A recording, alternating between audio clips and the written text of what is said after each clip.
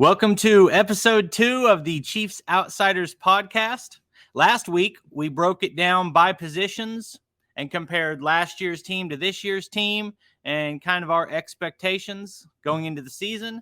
So in this episode, we want to talk about roster changes and what we think the differences might be and basically what we think this team can accomplish. So I guess we'll just jump right into it and start with defensive line. So what would you say are the biggest changes to the defensive line? So George Karlaftis is where you got to start that conversation. Furious George. He sent me this list of fan-made nicknames, and I actually like Furious George because that's how he plays. I think it's pretty solid, but he's obviously the biggest difference. That's a first-round pick, and he's bringing a lot of intensity, a lot of energy. He's got a high motor. He's always going to be going 110 miles an hour. So it's completely unfair to make a comparison like this because you're talking about a proven NFL All-Pro, but right after the draft, we brought up a bunch of comparisons to TJ Watt. And TJ Watt had some of the same criticisms coming out. They're about the same size of guy.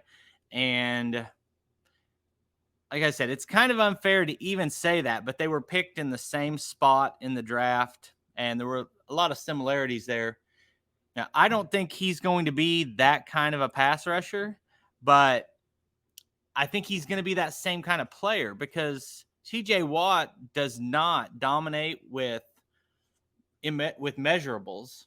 It's more effort and technique are his two things.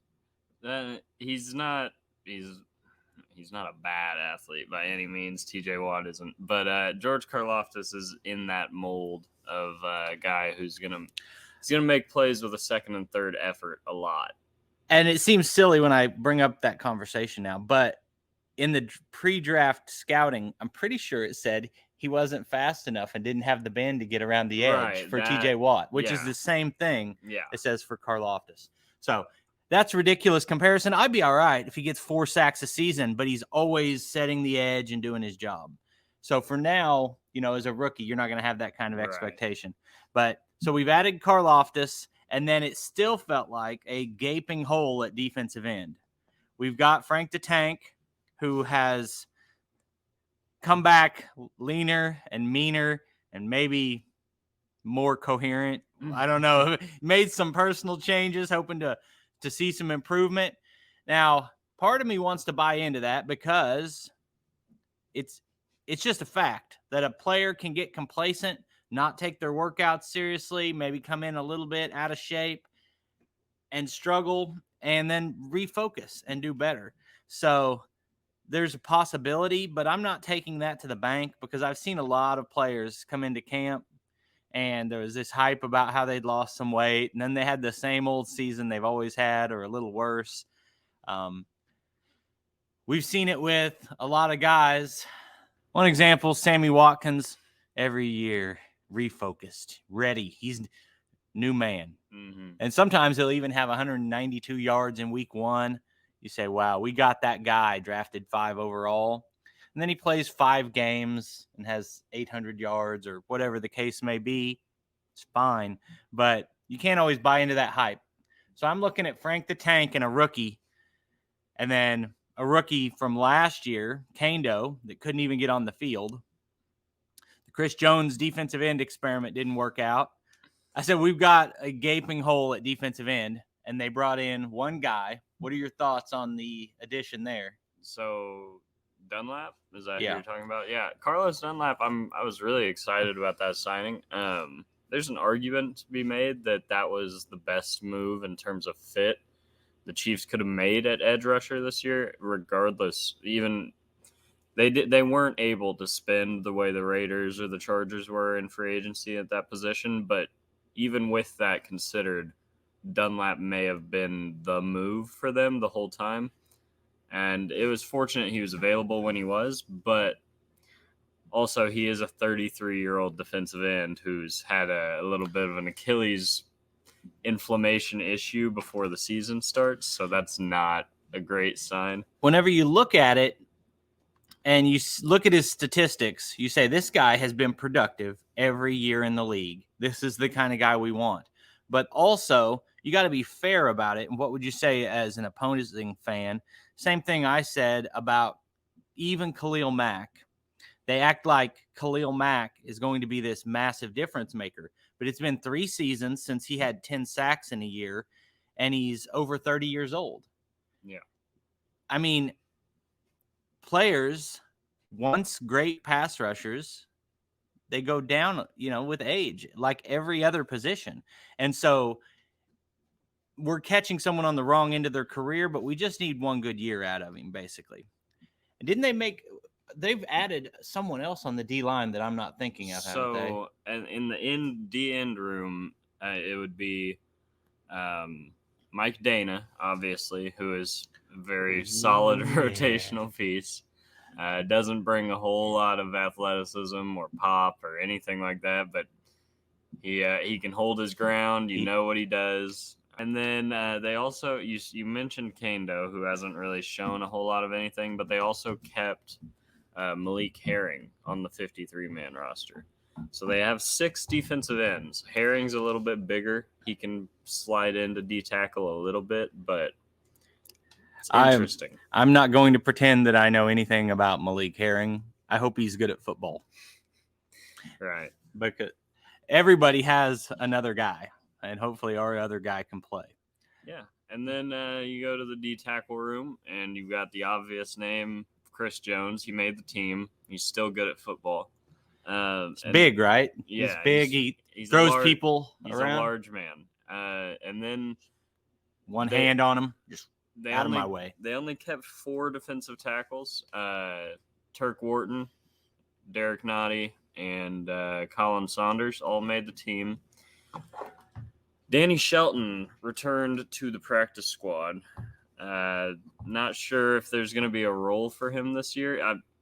It's a big guy. I mean, he makes Chris Jones look pretty skinny. So since they were drafted, I've kind of been rooting for Saunders and Nottie because they really seem to have the skills to produce, and they've been, solid players for the Chiefs, but they're not game wreckers by any means. Saunders, I think his role should be more on offense. I would throw it to him, hand it to him, have him throw it. We have any hungry pig right kind of plays for him. A high school running back, Colin Saunders was. I think most of us have seen the one where he's laid out like parallel to the ground, just diving. I've seen both of those guys make ridiculously athletic plays.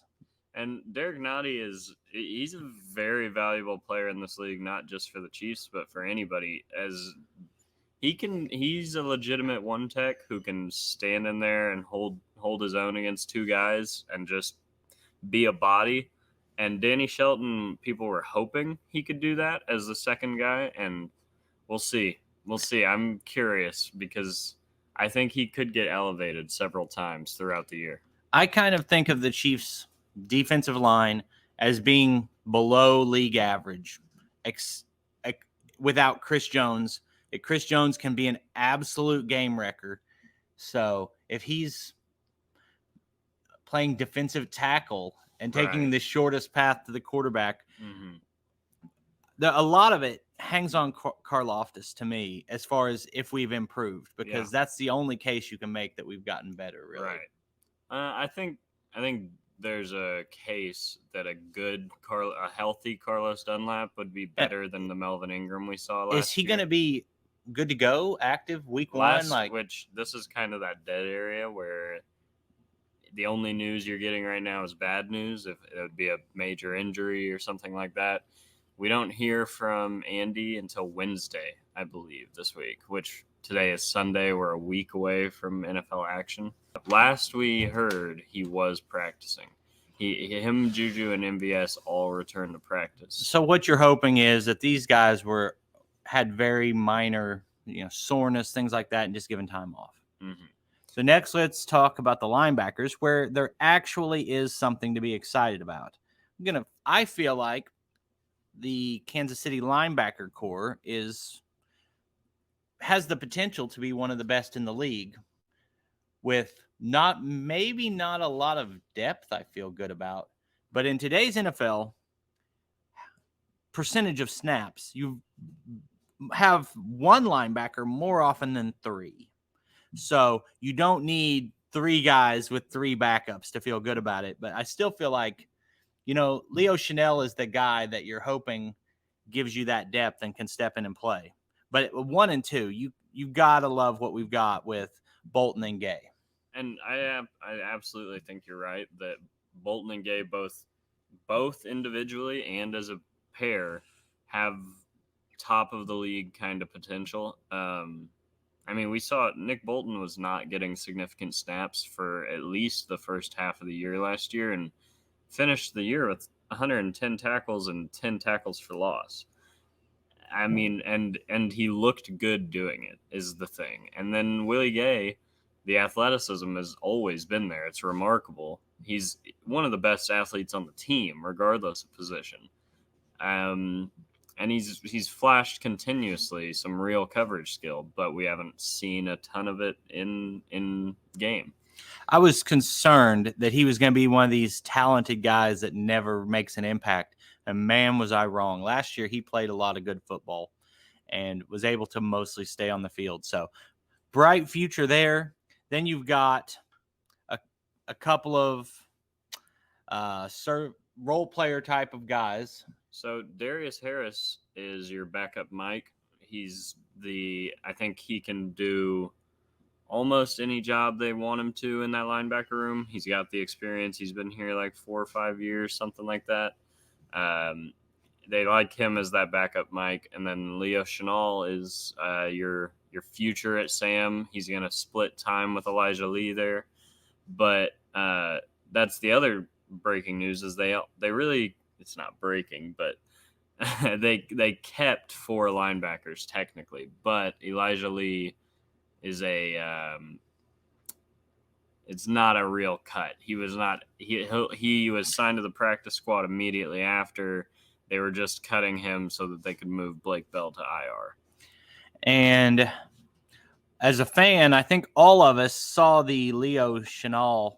He needs a nickname. He's the Lion, or someone more clever than me or put a little more thought into it needs to come up with a nickname for him. Maybe after he makes a play, right, he'll earn a nickname. Yeah. But everyone's seen the way he blitzed and the way he hits, and that his measurables are off the charts. If you only looked at the combine, he's like a first-round pick, top-tier linebacker. Somehow that wasn't translating enough that he got drafted higher and that we're putting him, further up in the rotation. But everyone's hoping that he comes in four plays a game and gets 3 sacks, because we've seen the way he blitzes. Right. With Leo, I think it's just what you can realistically expect out of him. Week 1, he was not even week 1, year 1. I mean, when he's in there, he's going to cause havoc. He's going to get downhill aggressively. He can take on linemen and not just hold his own, but actually win in the run game against an offensive lineman, which is really impressive and important. But then you have to ask yourself, why is this guy your 4th-round pick, 3rd-string player here, whenever he's got these measurables? And the only answer I've been given is like he's completely incapable of covering in the passing game when he has the physical skills to do it, that he's got the speed, maybe just learning the position. Thing. He's really fast, which I said this in the last episode about Pacheco. I compared him to Jonathan Taylor, which somebody was, and I'm only comparing the athletic profiles. That is not an Isaiah Pacheco expectation for the season. Same thing. Even I started Karlaftis and TJ Watt. I'm not saying they're going to produce the same, just talking physical traits. And that sets your ceiling of what a player can possibly be. Talking about Leo Chenal, it feels crazy to say, but the physical traits, he's comparable to Luke Kuechly, which is he's not going to be that. That's a guy who played like 6 seasons in the league and is probably a Hall of Famer, one of the best linebackers we've ever seen. Because athletically, it's Willie Gay, right? He's very fast, very strong. He's an athlete, very good. So that's a position we're just really hoping we don't have any injuries, because those first two guys are high-level NFL players. So now we're going to talk about the corners, where we've got Dexter McCleon and Brandon Flowers coming back to form a – wait a minute. Who are our corners? I don't know who Dexter McCleon is, but – these kids today don't know who Dexter McCleon is. The worst player he was Dan Sorensen before Dan Sorensen, in that everybody hated him, but every once in a while he'd make like the biggest clutch interception ever. Little bitty guy, wore number 22 a few years ago, before you kids these days. So yeah, at corner, it's a youth movement is what it is. You've got the two veterans in the room with Snead and Fenton, and then after that it is all new faces. So let's go. What a fan wants is, we want to bring in that old guy. We want Patrick Peterson, because just we put his name on the field, teams will be afraid to even throw the ball. Ty Law, we need that guy. He was gonna change everything. What I'm getting at here is, I love that the team is so dedicated to the youth movement that, I mean, that's the only way you stay relevant for a long period of time. Mm-hmm. And so that about the youth movement, Joshua Williams and Jalen Watson both making this team, which Joshua Williams was a 4th-round pick. With that draft capital, you would kind of hope he makes the team. But I mean, he came from Division II football. That's quite the jump. And then Jalen Watson was a 7th-round pick, and they've both flashed some real ability at, the physical tools. Again, they're tall, long, athletic corners, but they've got some ball skills that they've been flashing. So we've had a history of finding late round guys who can play corner. Mm-hmm. And so that's what you're banking on, that the staff's got a knack for finding those guys. And then feels like, would you agree, we came in expecting that we had 2 corners, I guess maybe 3 you can really count on. Oh, we haven't even. I didn't even mention McDuffie. I mean, that's the guy they traded up for in the first round, rookie corner. And I've been assuming that he was going to step in day one and be a starting caliber corner, and that's a lot to ask of any rookie. It doesn't matter what round you're drafted in. But then I hardly even noticed him in the preseason, which is good. Because from all indications, everything I've heard and seen about his preseason was that he looked the part. If you forget somebody's there as a corner, that's a good thing. Yeah, definitely. And then you round out the room with old Lockdown Lamons, who will not be playing any cornerback this year, but is technically listed as a corner. And then there's the 2 guys that have actually played good NFL football that we are trying to forget here. Snead and Fenton. Yeah. And L'Jarius Snead is he's one of those guys. He's got all the tools. He's flashed it before. L'Jarius Snead can be a very good corner in this league. He can be a very good slot corner in this league. It's just about putting together a full, consistent season, and he has to now as the elder statesman in that room. And so we've got Snead, who's legitimate, and then Fenton feels like the next guy you can count on, but he's been dealing with a lot of injuries. He has been, and he was. I mean, Fenton is a former late round pick. I don't remember when. I think it was day 3 though, and he's stuck on this roster for several years now. He's played in a lot of big games, had some big moments, had some not so good moments. So I mean, you trust him in those.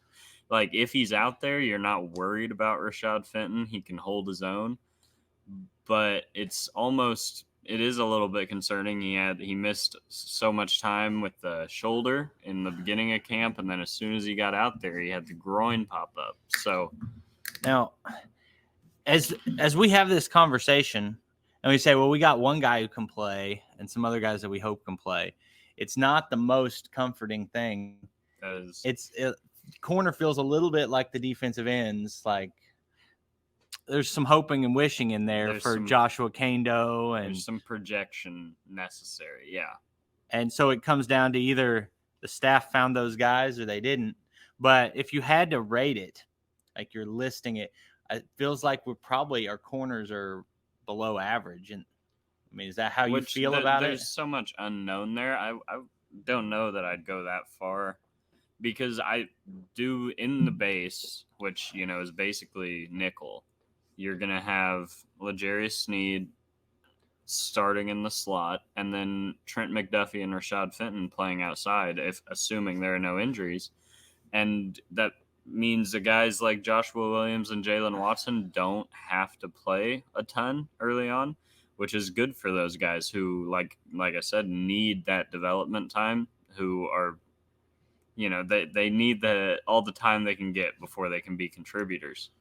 So whenever you have that much draft capital, like Kansas City had this year, you end up, especially with that many, picks in the first 100, you end up counting on some of those guys. And in general, you don't want to go into a season counting on rookies, but we're kind of counting on McDuffie and Karlaftis, and to a lesser extent, Sky Moore. I guess it's really two guys, the rookies, that we're banking on, and they were drafted in positions that you would expect to come in and start day one, and that's the way it's felt since the draft, and that's the way it appears heading into the season. Now let's talk about the biggest name that the team lost on defense, which Tyron is obviously in New Orleans now, and wah, wah, wah. I don't know if it is an unpopular take. It probably would have been a year ago, but I think there's an argument to be made that the addition by subtraction of Ben Niemann and did we have to say that? And Dan Sorensen and last year's version of Tyrann Mathieu, who was not all that aggressive. He was definitely not seeking out contact. We'll say it that way. Well, let's not lump those guys in together. Let's say the Honey Badger. I'm not calling him the landlord. You get one great nickname in your life. He had a great nickname at LSU. He's still the Honey Badger. Well, I think he was critical adding him, and when we did with Frank Clark and completely remaking the defense and then going on and winning the Super Bowl, he's always going to get credit for being a big part of that. He's a great leader, good ball hawk, did some things well. You'd see him moving people around, and he was what we needed when we needed him. But it was sometimes hard to watch last year when he just conceded blocks. Mm-hmm. If you came towards him, he's like, well, shoot, they sent someone over here, I'm out. Mm-hmm. And there was never I'm going to try to shoot past him and at least grab this guy's leg or something. It was, if you got your hands on him, it was over. So I wanted to see a little bit more fight out of that position. And yeah, part of that was because he has always been undersized, and I just don't think he has any ability at this point in his career to be a guy who can stop another player's momentum or drive a guy off the ball. He doesn't have that explosive ability. It's extremely difficult to go one-on-one with a guy who's bigger and stronger than you. But also, there's a certain amount of heart that some guys are like, I'm going to find a way. And that may be that say, I cannot go through this guy, but I can knife under him and dive. Berry. And yeah. Eric Berry was a specialist at that. He would obliterate an offensive lineman by driving straight into their knees. That guy got so much hate when he was hurt, and he went through what he went through. And we're not going to go through that whole story, but man, that guy great player. He made some special plays. That guy will always be remembered fondly no matter what by me. Mm-hmm. But he had a lot of heart. And there were times when I wasn't sure I saw that from the Honey Badger.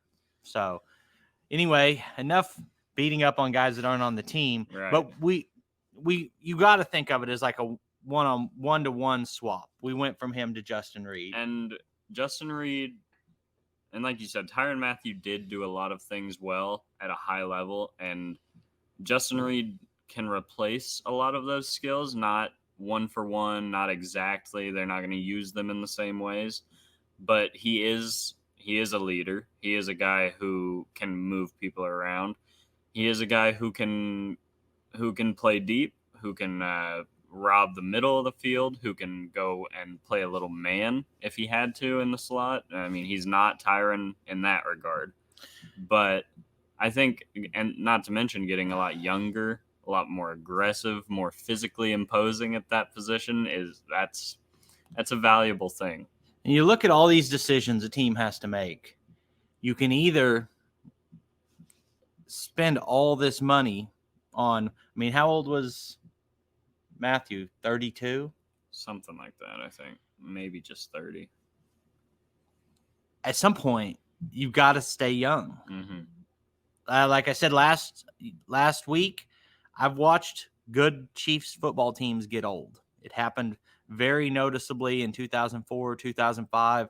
If you listed the 10 best players on that team, 9 of them were over 30 years old, and probably 5 of them were 35 years old. That was an old team. And that's just not sustainable in the NFL. And we're kind of to the extreme the other way. We do not have a lot of older players, especially not in key roles. Kelce and I guess Frank Jones. My favorite combo guy. Chris Jones and Frank Clark are getting a little older, but 28 and 29, something like that. Yeah. I think they're older than that. I am once again proven to not be excellent at details, as Clark and Jones are 28 and 29 years old. Yeah. So, there is no one else who's getting older on the defense, really. No, it's very young on defense. On offense, guys that you're counting on, the only guy who's got any age on him at all is Kelce, who we've already said will probably be doing this till he'll be right there with Brady. Oh, yeah. At 45, injecting whatever into his face. I'm here for it. Whatever he's got to do we'll make Travis Kelce part bionic to keep him out there. So we've kind of covered. Well, we didn't really cover all the positions. Let's go into safety a little bit more, where we lost Dirty Dan, who. Okay, so there's 2 Dirty Dans that we need to talk about. There are. There's the one that's been here most of the time, who was athletically capable and not, upper echelon player, but he was a serviceable NFL player who would occasionally make amazing plays at the perfect time. He definitely had a knack for getting after the football. I don't know if there's ever been a guy in NFL history who was more average but made up the perfect play at the perfect time when you needed it. Many times, too. It was not just one occurrence. Dirty Dan, he's a Super Bowl champion. I want to say, you keep making those plays, you can be average all you want. I was a fan of Dirty Dan. It got out of hand, unfortunately. So then it felt like last year he lost a step, and he didn't have a step to lose. Some guys can lose a step, and they're still step for step with you, and some guys don't have a step to lose. That's very well put. And so Dirty Dan lost a step, and last year he was not a good football player. He made a few average plays, but he was not someone that you could count on. So he needed to go. It was time. Good job for what you did while you were here, but it was time. And Ben Niemann was the light version of Sorensen. It seemed like every negative play had one of those 2 guys around it. So Those two are addition by subtraction, and we replaced Sorensen, not necessarily in role, but the roster spot and play the snap count should be with Cook. Yeah, and Bryan Cook, there's a lot to be excited for there, especially with the athletic profile and just, I don't know the numbers exactly, but I want to say he's like 6'2", 200-something pounds. I mean, he can move. The guy's a very physical downhill player, but also, I mean, he has the ability in coverage. There's really no. He has a very high ceiling. Bryan Cook does. Feels like we added a lot of those guys this year that really look good. Like everybody comes out of the draft feeling good. Mm-hmm. The last 3 years, when the Raiders picked someone that they weren't even going to keep on the team for 3 years in the first round, 3 consecutive first-round picks that aren't even on the team. Yeah. I bet all their fans afterwards were like, this guy.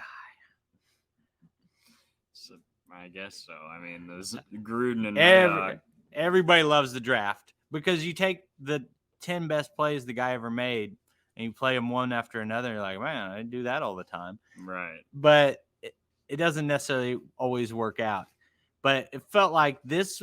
I've never been as excited for a Chiefs draft as I was after this one. Yeah, no, that's definitely fair. And part of it's just because you know how many snaps they lost last year and how many of them are being directly replaced by rookies. And with Bryan Cook, like you said, in Steve Spagnuolo's defense, that third safety is getting 600, 700, 800 snaps. I mean, Dirty Dan, I think it was like almost 900 snaps last year, and that was without being effective at all, really. So there is a large role. Except he was gritty. you guys cannot, like when someone else doesn't, they may not make a lot of plays, but you can't replace that grit. He's gritty. Yeah. Sorensen was gritty. Right. All right. So as far as snap distribution, Matthews snaps are going to Reed. Let's say Sorensen's snaps are going to Cook. Mm-hmm. Thornhill will keep his snaps. He's an interesting player to rate because he came in as a rookie, and I really thought we had maybe a potential all-pro. As a rookie, I thought his performance was good enough that it was only going to go up. Then he had the injury, and then the next year, unfairly, we always expect the guy to come back and be the same player, and that did not happen. It felt like he struggled mentally and physically, and just he's never really been the player we thought he was going to be. But last year he was a good safety for us. Yeah, and that rookie year really was that impressive. At the end of the year, he was playing really well, and he tore up his knee in the last game of the year. And then I guess he revealed this offseason that he was still experiencing pain in that knee even last season. So you talk about, reasons why he may not have returned to form necessarily. I mean, he didn't trust that knee, and it's hard to be out there making explosive plays whenever you're not sure with every step. But yeah, he's in line for a big year. He has all the reasons. And we need it from him. Yeah. We need him to be, when you list off, the 5 guys that are your staples you can count on every year, we need Juan Thornhill to be one of those guys. Let's look big picture. I don't feel like there's anyone. We didn't even talk about Hitchens. I'm not worried about Hitchens. Addition by subtraction again. I felt like he was maybe slightly below league average at his position. And we have 2 linebackers that are better, and he was keeping them off the field. Oh, yeah. He played a role in the greatest Chiefs season ever, and thank you for that. But I don't miss him. There's not a player that we lost on the defense that I'm going to miss. Nope.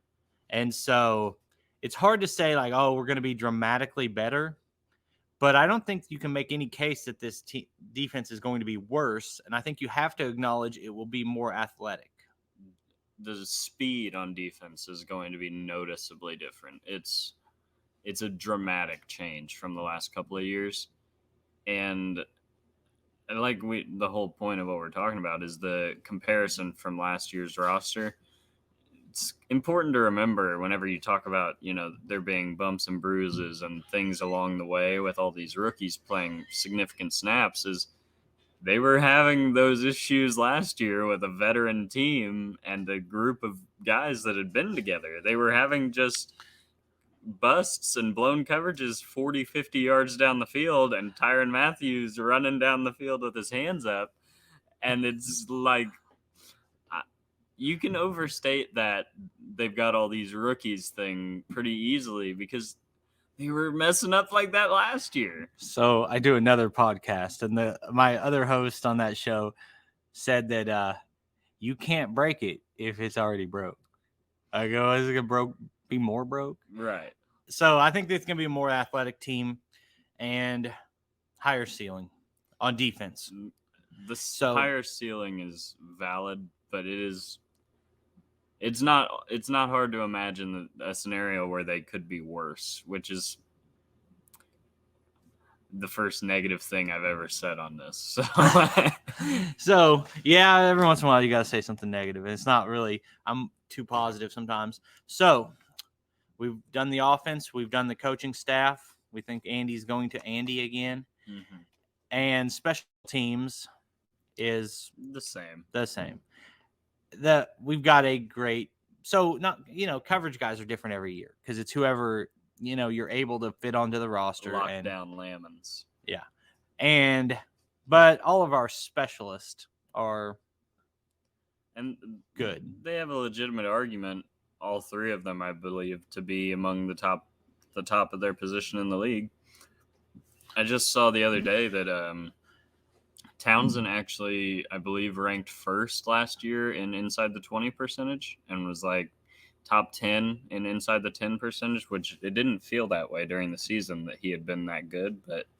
And I mean, he's got a better quarterback rating than Mahomes. Yeah, he's got a cannon. And I don't know about the form. It looked a little wonky, but I would run that 2 or 3 times a game. That exact same one. Yeah. I mean, I'd like to see the legs on Townsend. Maybe get a little sweep going. I don't know. But and then we know all about Harrison Butker. He's one of the best kickers in the history of the league, really. Never seen a kicker so good at field goals who occasionally just can't make an extra point. Yeah, he's no time on the clock, 56 yards, money. I'm not even worried. Right.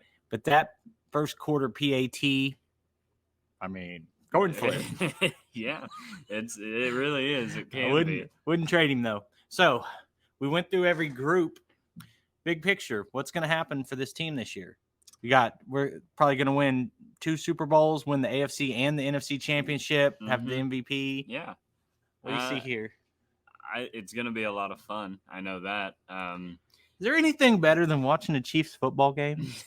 Like when you sit down and that game is coming on, like the energy level.